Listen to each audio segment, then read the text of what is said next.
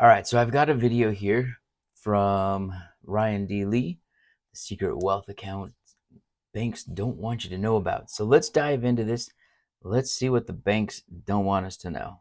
Welcome to the Passive Income Machine podcast, where we show you how to break free from the grind and achieve real financial freedom in 10 years or less. My name is Ryan D. Lee, and I've helped thousands turn income into cash flow, trade fake money for real assets, and take back control over their time, their wealth, and ultimately their life. Each week, you'll get strategy, tools, and mindset to build your own passive income machine. So my friends, sit back, relax, and enjoy today's episode. Click production. All right, my friends, welcome to the podcast episode today. It is one of my most favorite topics of all. I'm going to be sharing with you a strategy, a tool that has quite literally changed my life. And it comes in the most unlikely places. It's one of those tools that is hidden in plain sight that you have to kind of unlearn what you think you know about money to even recognize its potential and power. So today, I'm going to be sharing with you a tool, a strategy that can help double every dollar that you invest into the future. You're going to be entering the world of leverage. And as we discussed in the last episode, we talked about this idea of the passive income machine. The passive income machine is quite literally designed based on fundamental economic principles that can be strategically applied to you, to your situation, no matter where you're starting from, no matter the resources that you have. And the central part, the foundation of the passive income machine is the vault. It's where your money flows to. It's what you leverage your money out of to go acquire assets. And eventually, when you're ready to shift into the income phase of your strategy, it's what delivers tax-free income to you. The way we measure success using the passive income machine is achieving financial freedom in 10 years or less. The way we actually receive that and do that in a much faster time frame is by eliminating taxes from the future. And the vault has the ability to deliver tax-free income for the rest of your life. Now, That's a pretty good highlight there, right? Most of the time when we talk about like keeping money or making money or money in general, we talk about making money, but oftentimes we need to think about how do we keep our money.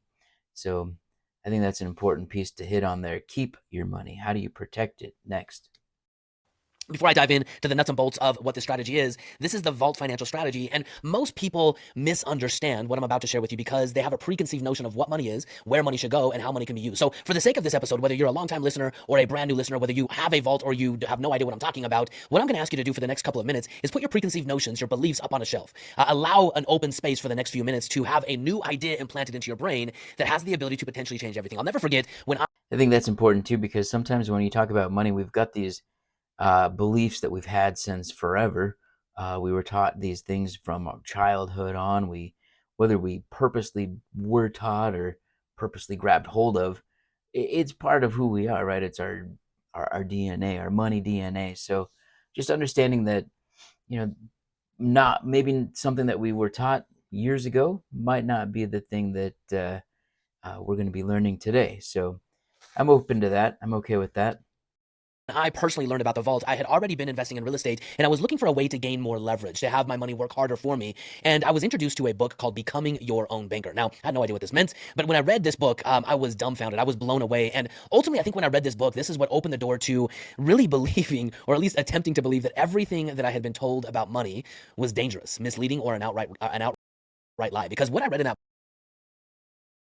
Those are pretty intense words, pretty blunt there, right? What you think you know about it is wrong. That's pretty straightforward. book defied logic. It defied my mindset about what was possible with money. Now, I want you to consider this, okay? In your world today, you probably have insurance, okay? Insurance of some kind. You have health insurance, you have auto insurance, Check. maybe even you have life insurance. And let's consider how most people consider life insurance. If you follow kind of the Dave Ramsey ethic when it comes to insurance, you buy term because it's kind of a necessary evil according to, gurus out there who invest in the market. You buy term, the minimum amount for the least amount possible, and you invest the difference in something that will grow your money, like a stock account, right? Now, I don't Now let me time out here for a second. Let me put my own 2 cents in here. Yeah, invest in or we buy term insurance and then we invest the rest, right? Or the difference, as Ryan was talking about here. Well, what is that number, right? If it's going to cost $1,000 to invest in whole life insurance, but we only do term and it's $30, are we actually taking that other $950? I know it's more than that, but and investing that, or are we just arbitrarily taking some number? So buy term and invest the rest. I think that's kind of a sticky situation where what is the rest? don't dispute the rationale behind this. Like, we need to keep our money working and growing. But what if there was a better process to keep our money not only working and growing, but to actually double the money that we had in our life? Well, we have to call back into question what we believe insurance is. So most people, when they buy term insurance, they go to a term life insurance company or an agent, and they say, I want to get as much term insurance as I can, but I want to get it for the least amount of cost possible. Because the only way you win in that scenario is if you die. When you die, the insurance company, as long as you've been paying your premiums, pays out a death benefit to your benefit. I think that's basically what we've always done throughout our entire life, right? We're like, I want that for the cheapest. What, regardless of what it is, I want that for the cheapest I can get it. Beneficiary. But what if you were to go into an insurance company or sit down with an insurance agent and flip the script on its head? And say, hey, insurance agent, I want to give you as much money as I possibly can. And in exchange for that, as much money as I possibly can, I want you to give me the least amount of death benefit necessary. Now, that sounds kind of ridiculous and backwards for most people, and for most people it is. But when you build a life insurance policy this way, it's called an overfunded, high cash value life insurance policy. I call it a vault for simplicity. The vault is an insurance contract, and the reason we're using an insurance contract versus anything else, insurance is one of only 3 vehicles, 3 locations, where you can actually eliminate taxes from your future. Consider this. If you want to generate a tax-free stream of income legitimately in the future, you have to invest in municipal bonds. If you believe in the debt paying ability of the government, good luck. You invest in a Roth IRA. There are contribution limits, so it's hard to get a lot of money into a Roth IRA, or life insurance. Now, again, absolutely. And if you're trying to actually build wealth through a Roth where you can only contribute $7,000 a year, that's going to take a long time. That's that 40-year span that people are always talking about. Most people believe life insurance and they buy life insurance for the sake of life insurance. But when you overfund a life insurance policy, essentially what you're doing is you're sending in as much money as you possibly can. I want you to think about the amount of money that you're capable and willing to save for your future. That money needs to go somewhere. What if its staging point was an overfunded life insurance policy? Once it arrives in one of these accounts with the minimal amount of life insurance to simply stay qualified as life insurance, you have all of this cash inside of an account where you get some prolific benefits on that cash. You begin immediately to receive a contractual guaranteed rate of return. The insurance company ensures that your money will compound and grow for the rest of your life. Now, in these insurance contracts, we only use private insurance companies. They're called mutual companies. They're some of the most well-known companies and successful companies in the history of our country, but they're owned by their policyholders. Now, you can't buy stock in them. Think of companies like New York Life, Mass Mutual, Penn Mutual. These are companies that are owned by their policyholders. And in addition to getting a guaranteed return,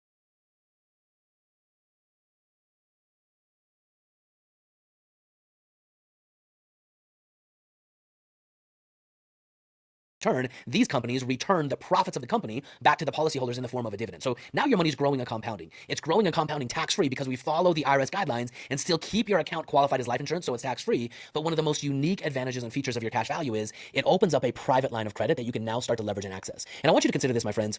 This is where people say be your own bank, right? You just put your money in, now you can pull it out.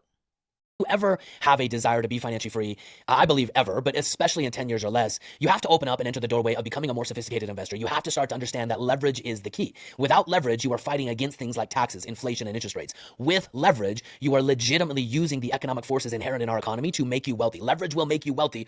Inflation will make you wealthy when you use leverage. I'm going to explain. It's kind of an interesting concept there. Inflation will make you wealthy when you use leverage.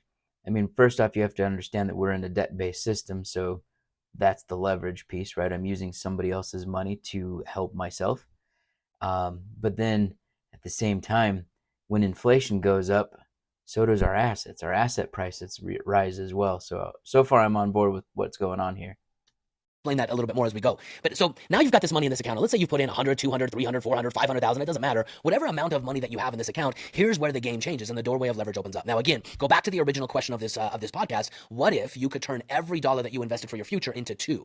That would by default double the pace at which you could accelerate towards achieving financial freedom. If every dollar that you sacrificed your time for can now be duplicated into 2, you're now working twice as hard. And this is exactly what the vault does. The vault gives you an access to using leverage. Now, here's how it works. Who's going to say no to doubling your money, right? Nobody's going to say no to doubling your money.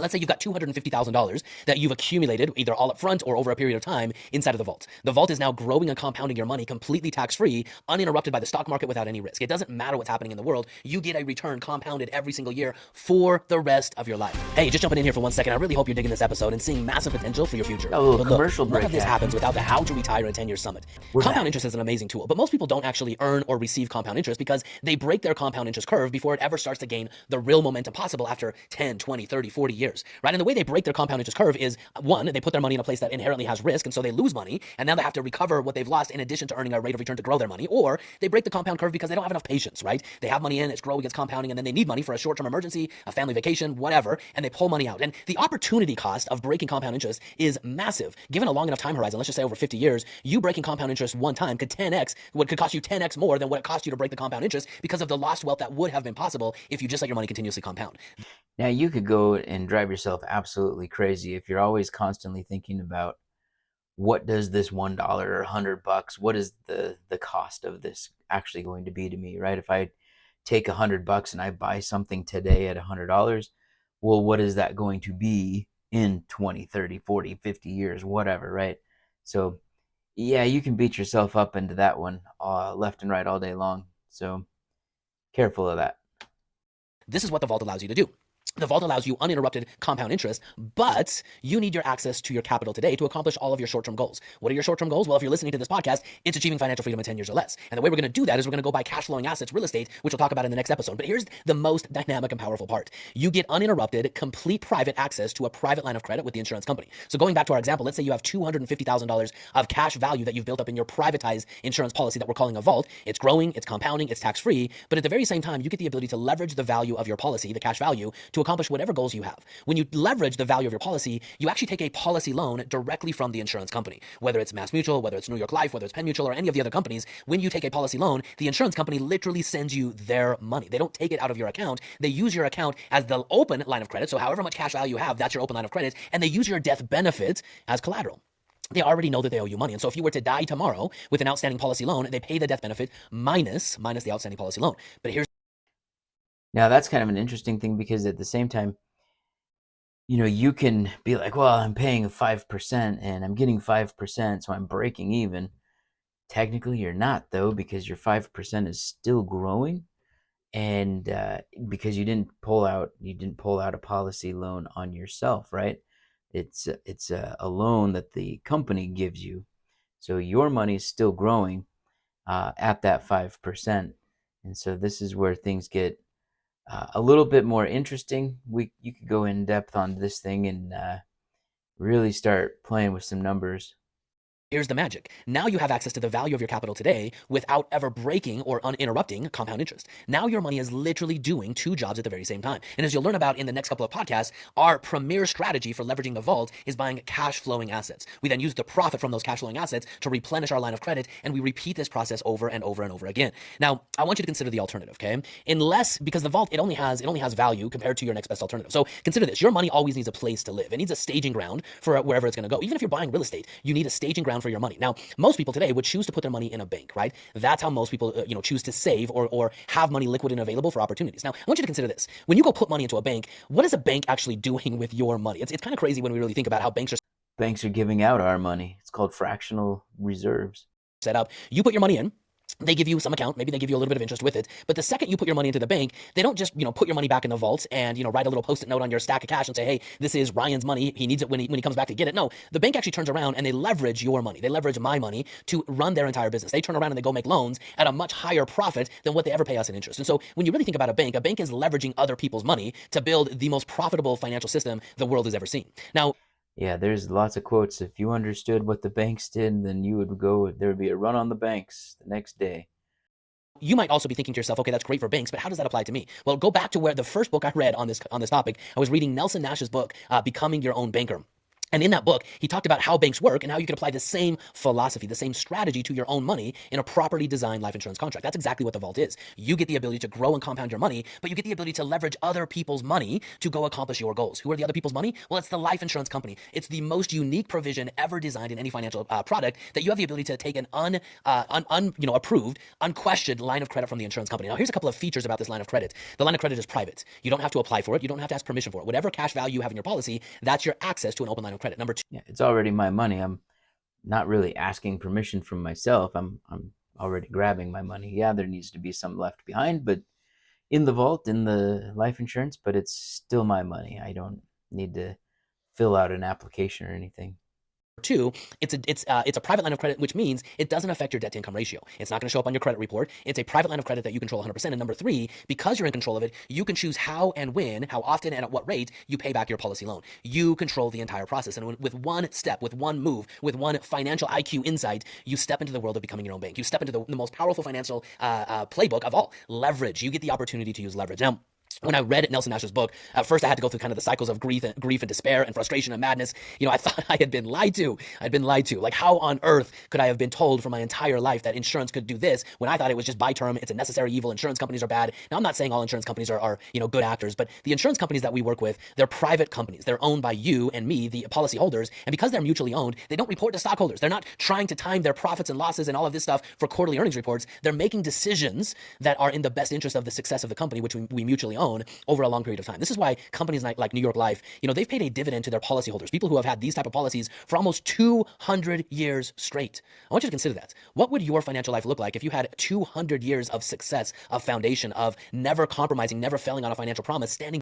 Now, yeah, you can't say that it's like, oh, it's too big to fail, but when you've got a couple centuries of proof behind what you're doing, all right, you've got a bit of a name, you got some street cred there behind you as the foundation of your financial strategy. And in addition to that foundation, you could leverage that foundation to accelerate the success of your financial goals. Now, I thought I'd been lied to, so I did a little bit of research and digging to find out, well, if it's so good, who else has it? Consider this for just a moment, okay? Banks themselves are the largest owners of high cash value life insurance. I think it's so ironic. I think it's just so funny that banks don't even store their own reserves in banks. They know the power of life insurance, and banks have a standing order in most cases to buy as much what's called bank-owned life insurance as they possibly can. Think back to what I just said about the quote, I think is from Henry Ford. But it was like, if people understood how the banks work, there would be a run on the banks the next day.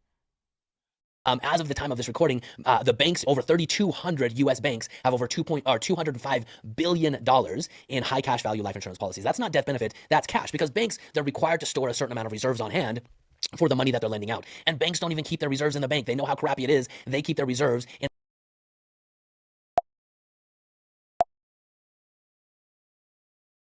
millions of dollars inside of these privatized accounts. Why? Well, because they're private accounts. You can put as much money in as you want, and you eliminate the IRS from the future. Some of the most successful and wealthy individuals in today and in the past have used these type of accounts. I want you to think Warren Buffett and Bill Gates. These two individuals have stored billions of their own dollars inside of these accounts. New York Times wrote an article on them a couple of years ago, and they talked about this secret account of the wealthy. All it is an overfunded whole life insurance policy. Go look up Jim Harbaugh. When Jim Harbaugh left the he left the San Francisco 49ers to coach the University of Michigan, he had $14 million of his contract funding a whole life overfunded cash value life insurance policy. There was a whole article written on it, and people were questioning, scratching their heads, saying, what the heck is this dude doing? The wealthy understand one thing that many people don't. In life, in finance, in wealth, it's not what you make, it's what you keep. And no matter where you're at today, my friends, you've probably made hundreds of thousands, millions of dollars in personalized income. I want you to consider this.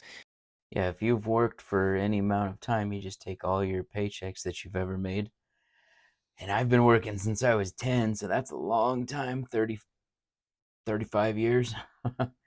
So take all of those paychecks, put them together, made a lot. How much money has come into your life, and the kind of the gut. And what do I have to show for it? I was pretty loose when I was in my younger years.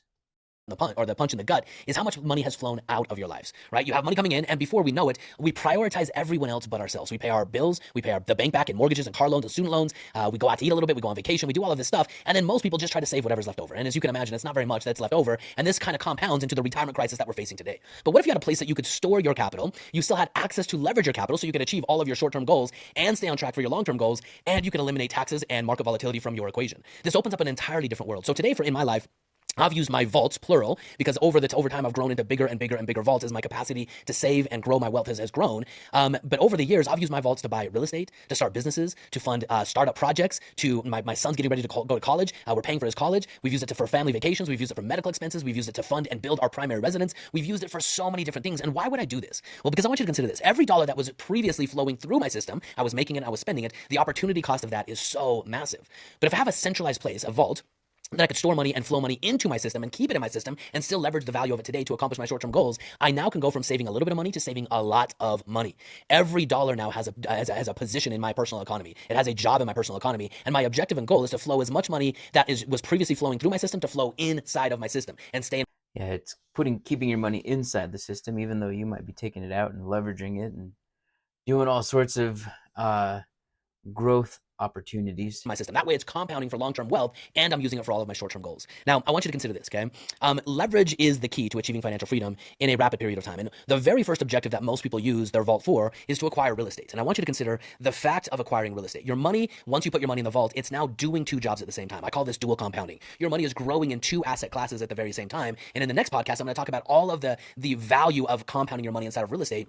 But if you could turn every dollar that was flowing through your economy into two and flow your money into your economy and have it working in your economy and never leaving, can you imagine what would be possible? How much more wealth you could possibly create? My friends, the objective of the vault is to privatize your wealth. It's to make money and keep it. It's to build a banking type system that you control. It's to use a vault financial strategy that has been around for hundreds of years, and the wealthy are using it right now. The only question is, are you going to operate and act like the wealthy? Or are you going to fight the system, hoping that the system will work in your favor someday? And that's a tough one there, because if you think about it, the system where it's like, if saving $7,000 a year actually worked, wouldn't we have way more people being able to successfully retire? If we have 401ks, Roths, right? We've got these vehicles, but if they actually worked, wouldn't people be done, right? And maybe they are, maybe they're coming back to work because they're a little bit bored, but I'd rather have it be a choice than a necessity. So, my friends, the objective of this today was to open your awareness. It was to help you understand that the second gear inside of the passive income machine is the vault. And in a future episode, I'm going to record an entire podcast on how we actually use the vault at the tail end of all of our accumulation. Once we've used it to build up our assets, once we've used it to buy a bunch of real estate, once we've used it to accomplish our short-term goals, That sounds like a good episode. It's like, okay, I've got my vault, I got my real estate. How do we keep churning this thing out? How can we grow it not just 2 times, 3 times, 4 times, right? What can I do to push that a little bit faster, farther, harder? the long-term purpose of all savings, no matter where it goes, whether it goes into a 401k, a vault, or anything else, is to produce a stream of income. And the biggest debt or the biggest liability to that future stream of income that you have, that most people have, is taxes. The vault allows you to eliminate the IRS from your equation, both now and forever in the future. And what that ultimately means for you is as you eliminate the IRS, you become 30, 40, 50% closer to your financial freedom target, simply because you don't have to pay taxes first. You're taking a tax-free stream of income, and this is what the vault allows you to do. So And I know people will be like, yeah, but a Roth is tax-free as well. You put your money in, you pay your tax now, and then you pull it out tax-free. I think the vault works a little bit differently than that. with that being said, today, my friends, I hope you enjoyed this episode. If you have not done so yet, do me a favor, give me a rating, give me a review, and share this podcast with a friend, because friends, they don't let friends retire broke. Join me on the next podcast where we will dive into the topic, the detail, the passive income machine gear of turnkey real estate. All right, my friends, that's a wrap for today. If you're serious, though, about turning everything we talked about into your new reality, there's only one place you need to be. It's the How to Retire in 10 Years Summit. This is your chance to learn exactly how to unlock financial freedom and build passive income in 2025. Early registration is live right now with an exclusive bonus for our early action takers. Don't miss out. Head to the link in the show notes or just head on over to retireit10years.com and I'll catch you at the summit. Well, I think that there's a lot of information in that video there. I know it's only like 23 minutes long, but it just gets you thinking. It gets you kind of, once again, where are you? What's your thoughts to start off with? Are there other opportunities? Are there other things that you could be looking into? And I think that's the bigger piece there, right? Are you open to new things? So I appreciate this little video here, and I'm subscribed. Maybe you should too. I appreciate it. And that's it. So I'll look into the next one here. This was pretty decent.